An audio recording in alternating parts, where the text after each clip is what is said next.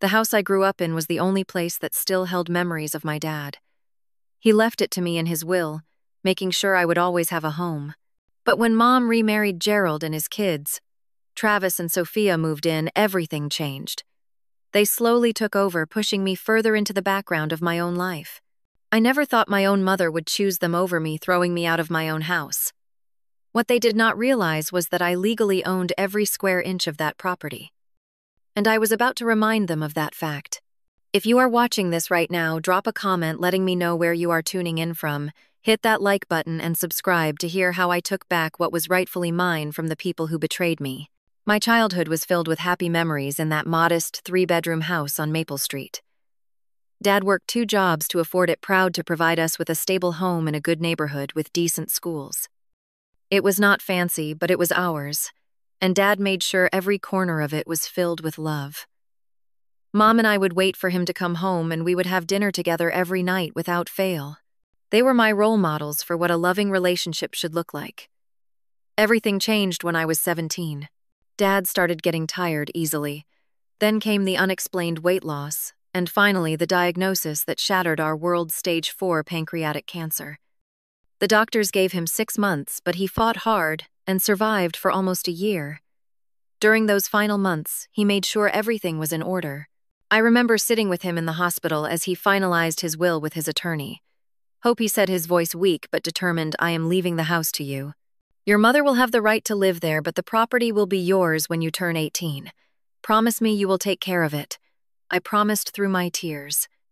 When he passed away 3 weeks later, just 2 months before my 18th birthday, that promise became sacred to me. Mom and I grieved together. For the first year, we clung to each other and to the memories that filled every corner of our home.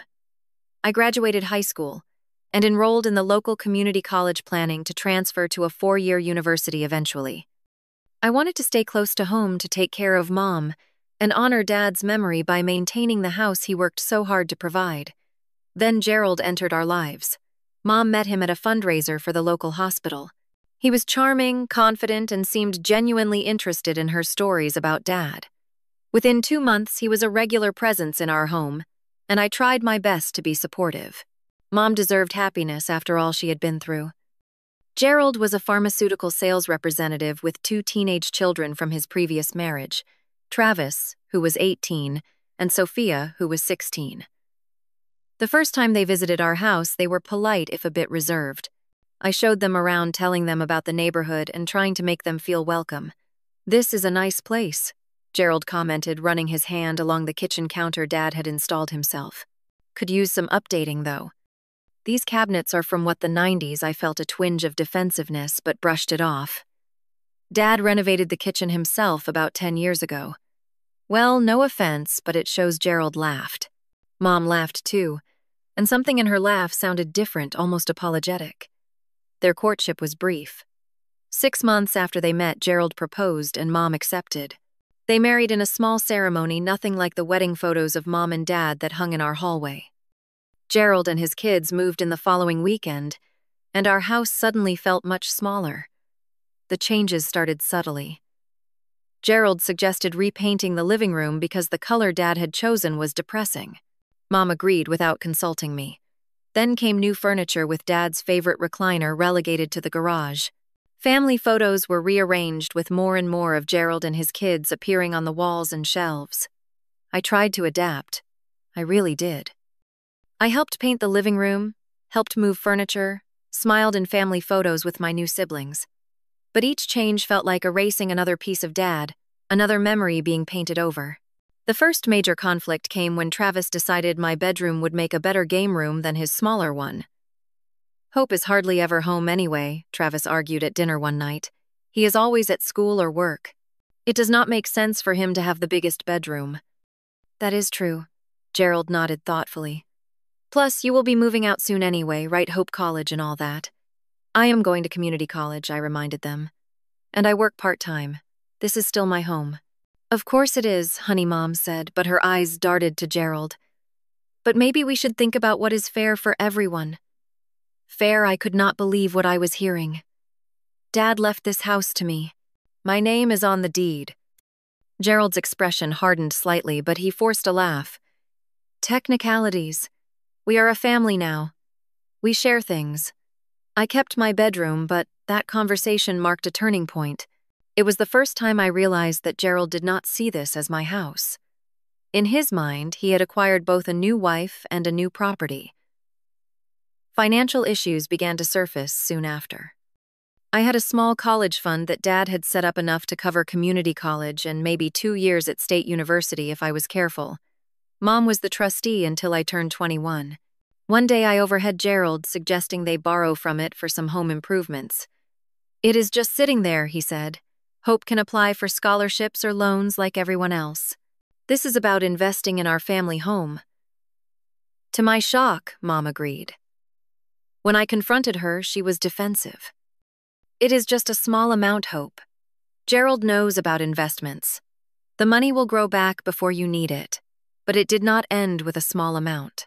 Over the next several months, my college fund dwindled as Gerald convinced Mom to pay for a hot tub, high-end appliances, and a finished basement that became Travis's domain. My protests were dismissed as selfish and ungrateful. The atmosphere at home grew increasingly tense. Gerald's children had no respect for my belongings or privacy. Travis would use my laptop without permission. Sophia would borrow things from my room and return them damaged, if at all. When I found my grandfather's watch, a gift from Dad, on my 16th birthday in Travis's drawer after it had been missing for weeks, the confrontation was ugly. "You are such a drama queen," Travis sneered. "I was just borrowing it." "That watch is irreplaceable," I said, trying to keep my voice steady. "It belonged to my grandfather. My father gave it to me before he died." "Well, maybe you should take better care of your stuff then," Sophia chimed in from the doorway. When I brought the issue to Mom, she sighed tiredly. "Hope they are still adjusting to the blended family situation. Can you not just try to get along? For me, they stole from me. Mom, this was Dad's watch." "I am sure they did not mean any harm," she said, but would not meet my eyes. "Gerald says we need to focus on moving forward, not dwelling on the past." Family dinners became battlegrounds of passive-aggressive comments and strained silences. Gerald would highlight Travis's achievements on the track team or Sophia's talent in drama club, then ask with feigned innocence about my little community college classes. Mom would sit silently, occasionally trying to change the subject but never defending me. One evening, while everyone was out, I was looking for some tax documents Dad had kept in Mom's desk drawer. Instead, I found bank statements showing large withdrawals and credit card bills in both Gerald and Mom's names. The spending was outrageous: designer clothes, expensive restaurants, weekend getaways that I had not even known about. Worse, there were past due notices. They were draining not just my college fund, but Mom's savings as well. When I confronted Mom privately, showing her the statements, her reaction stunned me. "You had no right to go through my personal papers," she said, snatching them away. "Mom, Gerald is bleeding you dry. Did you know he lost his job 3 months ago, these credit card bills?" Her face paled. "How did you know about his job?" "His former colleague Mark came into the restaurant where I work. He asked how Gerald was doing after the layoffs. For a moment, I thought I had broken through. Then Gerald walked in and the walls went right back up. Gerald Hope was snooping through our financial papers," she said, her voice trembling. Gerald's face darkened. "I should have expected this. You have never accepted me or my children, have you, Hope? Always judging, always making your mother feel torn between us." "That is not true," I protested. "I just found out you lost your job months ago and did not tell Mom. You are spending her money, my college money." "I am taking care of investments for this family," Gerald snapped. "Something you know nothing about. And for your information, I have several promising opportunities lined up." "Gerald has been protecting me, protecting us," Mom added, moving to stand beside him. "He did not want to worry me about a temporary setback." After that, the hostility from Gerald and his children became open rather than subtle. My belongings continued to disappear or get damaged. My space in the house shrank as they claimed more territory. Gerald's children made cutting remarks about my father knowing exactly how to hurt me most. "Your dad's photos are such a downer," Sophia said one day, as she took down the last family photo from the hallway. Mom says it is time to redecorate. Mom. Not your mom, but just Mom. As if my mother belonged exclusively to them now. The final breaking point came on a Thursday. I had worked a double shift at the restaurant and arrived home exhausted around 1:30 p.m. When I opened my bedroom door, I froze in shock. My room had been completely transformed. The walls were now painted purple with posters of boy bands. My bed was gone, replaced by a white canopy bed with frilly pillows. My desk where I studied was now a vanity table covered in makeup. I stood there unable to process what I was seeing when Sophia appeared in the doorway in pajamas. "Oh, good, you are home," she said casually. "Can you keep it down? This is my room now, and I need my beauty sleep." "Where are my things?" I managed to ask, my voice barely a whisper. She shrugged. "Garage, I think. Mom and Dad said to tell you they want to talk in the morning." I spent that night in my car, unable to face anyone. In the morning, I entered the kitchen where Mom, Gerald, Travis, and Sophia were having breakfast as if nothing was wrong. "What happened to my room?" I asked, my voice shaking with exhaustion and anger. Gerald put down his coffee cup. "Hope we have been meaning to talk to you about this. It is time for you to get your own place." "My own place. This is my house. Dad left it to me. Mom would not look at me. Hope you are 20 now. Most people your age are not still living at home. Gerald and I feel it would be best for everyone if you found your own apartment." "Sophia needs her own room," Travis added with a smirk. "She is a growing girl. I cannot believe this." I looked directly at Mom. "You know Dad left this house to me. My name is on the deed." Gerald laughed dismissively.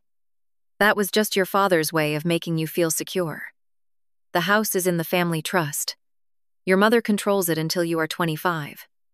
"That is not true," I insisted. "I have the paperwork." "I am still your mother," Mom interrupted, finally meeting my eyes with a hardness I had never seen before. "And I am asking you to grow up and move out. We will give you until the end of the month." "That is 7 days," I said incredulously. "Then you better start packing," Sophia said with a grin. "Your things are already in boxes," Gerald added. "We have taken the liberty of getting you started."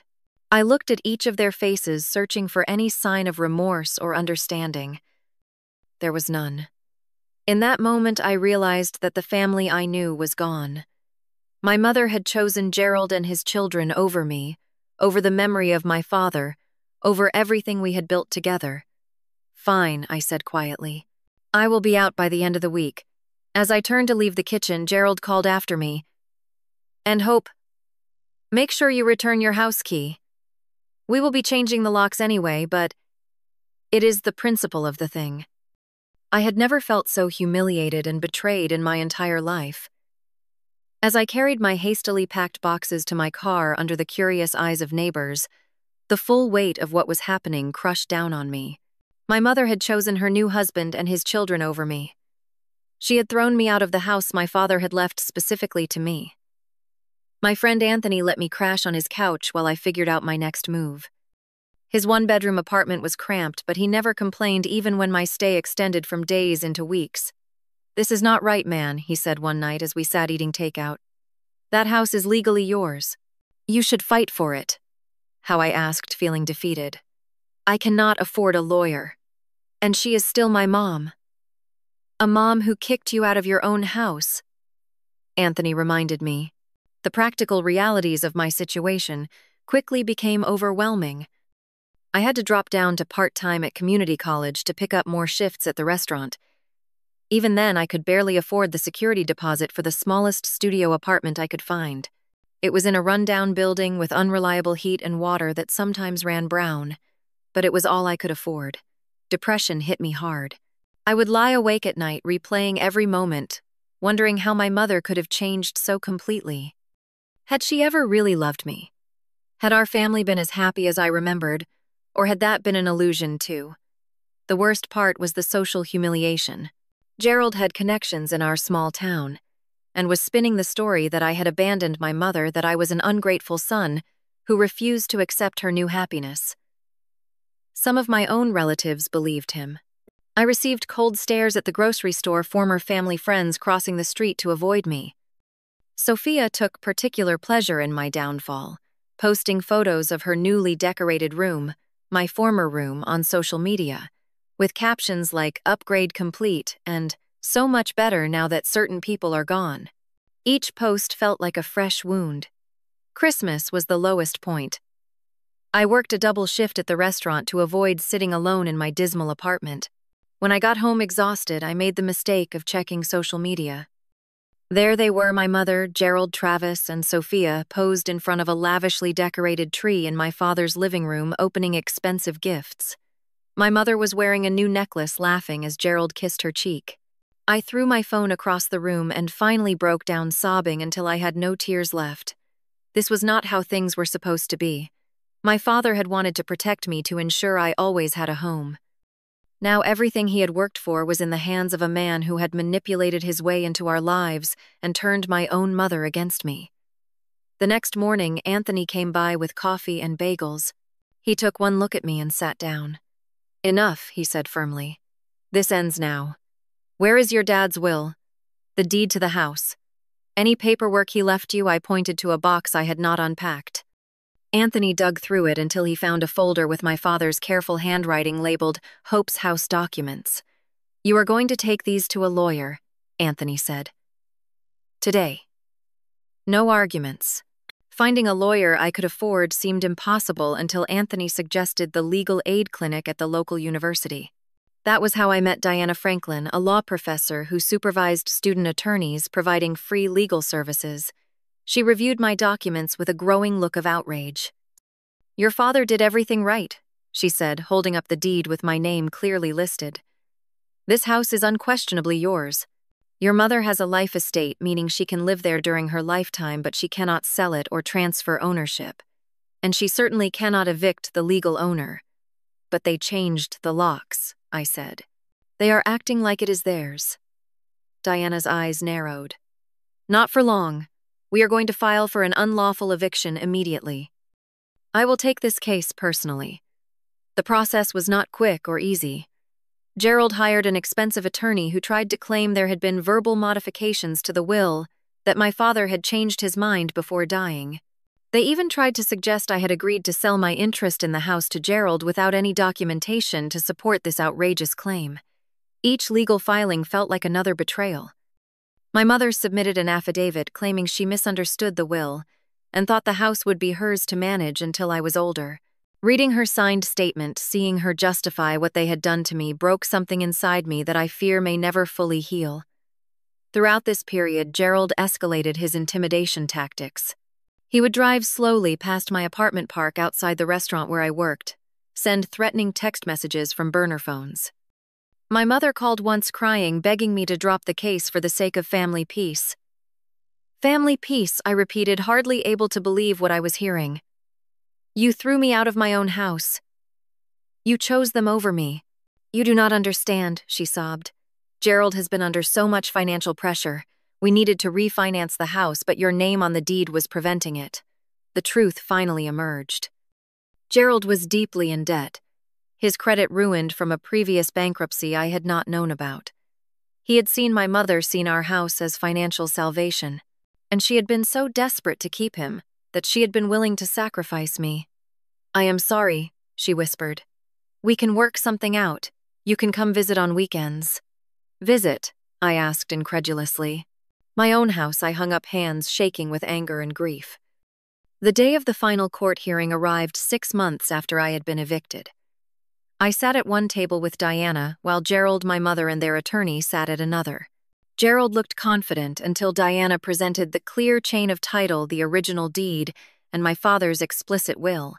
Their attorney tried to argue adverse possession, constructive trust, and every other legal theory he could think of, but the judge was not swayed. "The documentation is crystal clear," the judge said firmly. "The house at 1421 Maple Street legally belongs to Hope Jackson. The defendants, including Caroline Jackson, had no legal right to evict the plaintiff from his own property. The judge ordered them to vacate the premises within 30 days and to pay damages for the unlawful eviction. As the gavel came down, I felt no triumph, only a hollow vindication. Gerald stormed out of the courtroom, face red with fury. My mother tried to approach me, but Diana gently steered me away. "There will be time for reconciliation later if you want it," she said kindly. "Right now, let us focus on getting your home back." 30 days later, I stood on the sidewalk outside my childhood home with a sheriff's deputy and a locksmith. Gerald's expensive SUV was gone from the driveway, and the house looked oddly quiet. The deputy knocked loudly, but there was no answer. After the required announcements, the locksmith was authorized to open the door. I was not prepared for what I found inside. They had trashed the place before leaving. Holes punched in walls, carpets stained, my father's built-in bookshelves torn down. In the kitchen, the custom cabinets had been defaced with angry scratches.